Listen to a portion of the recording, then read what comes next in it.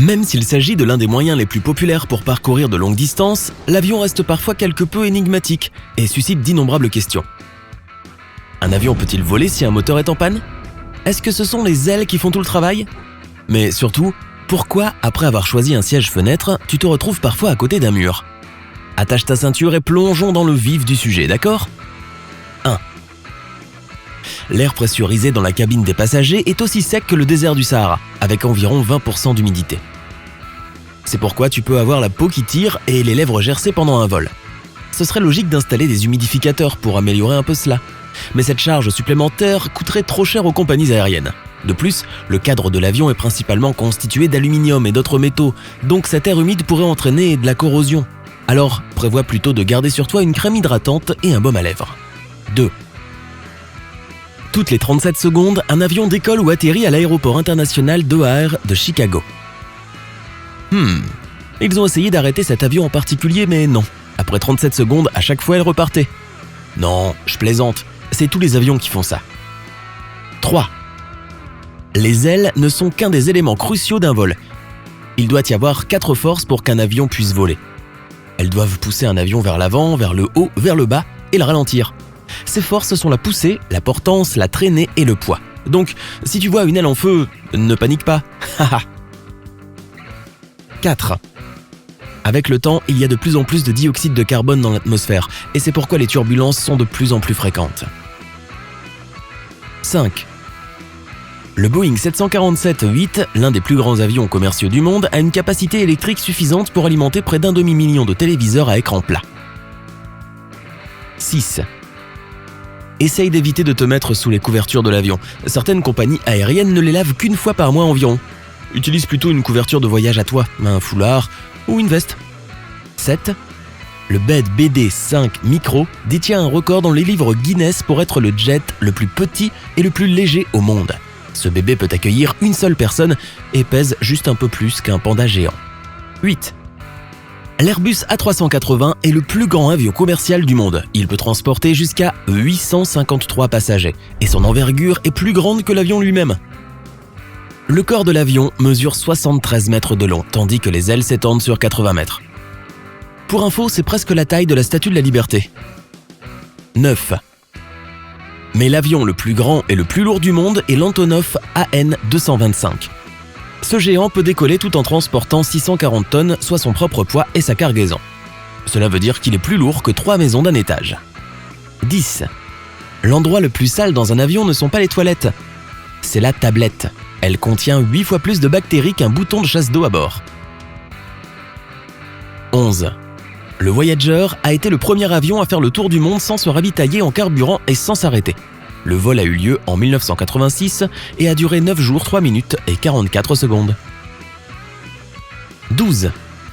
À chaque instant, il y a 61 000 personnes qui voyagent dans un avion au-dessus des États-Unis et environ 5 000 avions qui les transportent. 13. Plus d'un tiers de tes papilles gustatives ne fonctionnent pas quand tu es dans les airs. C'est pourquoi même les plats et les boissons les plus savoureux peuvent te sembler fades et peu appétissants. 14. Seulement 5% de la population de la Terre a déjà été dans un avion. La plupart de ceux qui volent dans les airs sont des voyageurs réguliers. 15. À l'intérieur d'un Boeing 747, il y a environ 225 km de câbles, ce qui est la moitié de la longueur du Grand Canyon. Le poids de tout ce câblage est aussi lourd qu'une berline de taille moyenne. 16. Lorsque tu voyages en avion, tu peux avoir l'impression que tu te déplaces incroyablement haut au-dessus du sol. Mais en fait, l'altitude de croisière moyenne de la plupart des avions de ligne n'est que de 7% de la distance de la Terre à l'espace. 17. Les avions ne sont pas seulement frappés par la foudre, ils peuvent aussi la déclencher. Lorsque ton avion vole à travers un nuage, sa friction avec l'air environnant crée de l'électricité statique qui peut provoquer de la foudre. Mais même si un avion moderne est frappé, le courant électrique ne lui fera aucun mal.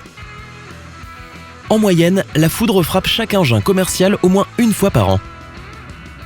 18. Au cours d'un vol de 3 heures, ton corps perd 10 verres d'eau, ce qui t'expose à un risque de déshydratation, sachant que, si tu es déshydraté, ton expérience du décalage horaire sera probablement beaucoup plus difficile. 19. Si voler en première classe ne te semble plus si génial, tu peux essayer la résidence par Etihad Airways. C'est un appartement de 3 pièces avec un lit, une coiffeuse, un fauteuil et une douche de bord. Mais le billet te coûtera des dizaines de milliers de dollars selon ta destination. 20. Même si les avions peuvent facilement supporter une température de moins 51 degrés Celsius à leur altitude de croisière, c'est très différent quand ils sont au sol. Si la température descend sous moins 40 degrés Celsius, le carburant gèle et l'avion ne peut plus décoller. Les basses températures de l'air n'affectent pas tellement les avions parce qu'une fois qu'ils commencent à se déplacer, le carburant se réchauffe en passant dans le moteur. 21. Il existe des avions qui peuvent voler sans problème avec un moteur coupé. Par exemple, le Boeing 787 Dreamliner peut transporter ses passagers en toute sécurité avec un seul moteur pendant 5h30 avant de devoir atterrir. Cependant, si ton avion n'a qu'un seul moteur comme beaucoup d'avions privés et qu'il s'arrête, eh bien alors tu peux essayer de planer. 22. Un Boeing 767 ravitailleur transporte assez de carburant pour remplir les réservoirs de 1200 monospaces. Je ne fais qu'une supposition, mais je pense que le plus gros défi, ça va être d'amener tous ces monospaces à une altitude assez élevée pour faire le plein. Non ? 23. Les fenêtres et les sièges des avions ne sont pas toujours alignés. Donc, choisir un siège fenêtre ne te garantit pas que tu auras une belle vue sur la Terre vue du ciel. Par exemple, dans les gros avions commerciaux comme Airbus ou Boeing, le placement des sièges dépend de la compagnie aérienne. En classe affaires et en première classe, les passagers ont plus de place pour les jambes et plus d'espace personnel qu'en classe économique. Et s'il s'agit d'une compagnie aérienne low cost, les sièges sont généralement plus entassés à l'intérieur de la cabine. Mais les fenêtres restent toujours à la même position. C'est pourquoi les sièges sont parfois alignés avec les fenêtres et parfois non. 24. Le dernier Concorde, l'avion commercial le plus rapide jamais construit, pouvait voler à 2 fois la vitesse du son lorsqu'il était en service.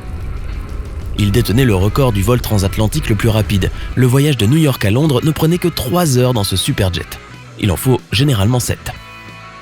25. La vitesse de croisière moyenne d'un avion de ligne est de 925 km/h, ce qui est presque 3 fois plus rapide que la vitesse d'une Lamborghini Gallardo et plus de 4 fois plus rapide que les rafales de vent d'une tornade. C'est une comparaison un peu fumeuse, non ? 26. Le mercure n'est pas autorisé dans les vols, car même une petite quantité de ce métal liquide peut sérieusement endommager l'aluminium dont sont faits la plupart des avions. Le problème, c'est que le mercure se combine trop facilement avec l'aluminium, et lorsque cela arrive, cela abîme la couche protectrice de l'avion et entraîne des risques de corrosion. 27. Alors que les conducteurs de voitures ne peuvent pas faire de sieste pour des raisons évidentes, les pilotes, eux, peuvent piquer un petit somme, et ils le font. C'est pourquoi à un moment donné de ton vol, il est probable que l'avion sera contrôlé par le pilote automatique. Lorsque 500 pilotes ont été interrogés, 43% d'entre eux ont admis s'être endormis au volant et 31% ont déclaré qu'au moins une fois, ils se sont réveillés à côté de leur copilote qui dormait aussi. 28. En cas d'urgence, les masques à oxygène n'ont un débit d'air suffisant que pour une durée d'environ 15 minutes. Heureusement, c'est juste le temps dont un avion a besoin pour trouver un lieu d'atterrissage convenable ou pour au moins descendre à l'altitude où les gens n'auront plus besoin de masques à oxygène. 29. Bien que cela n'existe pas encore, il existe un prototype d'avion avec une cabine passager détachable. Il permettrait au pilote d'éjecter la cabine en cas de panne d'un ou des 2 moteurs. Ensuite, la cabine tomberait doucement vers le sol grâce à plusieurs gros parachutes. Malheureusement, la plupart des accidents se produisent non pas à cause d'une panne de moteur en vol, mais pendant le décollage et l'atterrissage. Et dans ces cas-là, l'idée d'une cabine détachable ne sert pas à grand-chose. 30. Même si ce n'est pas une des règles de la FAA, l'administration fédérale de l'aviation américaine, beaucoup de compagnies aériennes insistent pour que leurs pilotes et copilotes mangent des repas différents. Ainsi, si l'un d'entre eux a une intoxication alimentaire, l'autre pourra piloter l'avion. 31. La première compagnie qui a offert à ses clients l'option de l'enregistrement en ligne a été Alaska Airlines, et cela s'est produit en 1999. Au début, ce système était accessible à un nombre limité de passagers et ne fonctionnait que pour certains vols.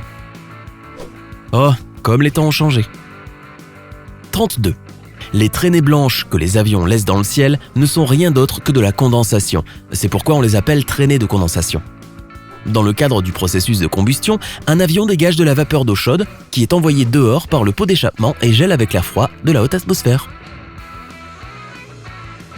Si tu as appris quelque chose de nouveau aujourd'hui, alors donne un j'aime à cette vidéo et partage-la avec un ami. Et voici d'autres vidéos que tu devras apprécier. Il suffit de cliquer à gauche ou à droite et de rester du côté sympa de la vie.